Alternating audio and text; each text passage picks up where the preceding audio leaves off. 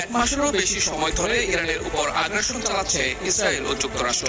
এই যুদ্ধে প্রত্যক্ষ বা পরোক্ষভাবে মধ্যপ্রাচ্যের প্রায় সব দেশ আক্রান্ত হলেও মুসলিম বিশ্বের অন্য দেশগুলো পরিস্থিতি কেবল পর্যবেক্ষণ করছে। মুসলিম সংখ্যাগরিষ্ঠ কোনো দেশই ইরানকে সাহায্য করতে এগিয়ে আসছে না, বরং অনেক দেশ ইরানকে হুমকি হিসেবে দেখছে।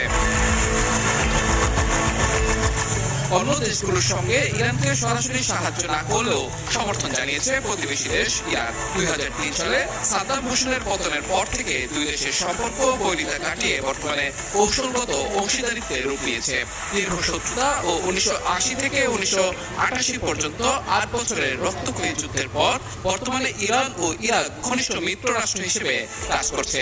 2026 সালের প্রেক্ষাপটে এই সম্পর্ক মূলত রাজনৈতিক, অর্থনৈতিক এবং নিরাপত্তা সহযোগিতার উপর ভিত্তি করে আরো মজবুত হয়েছে।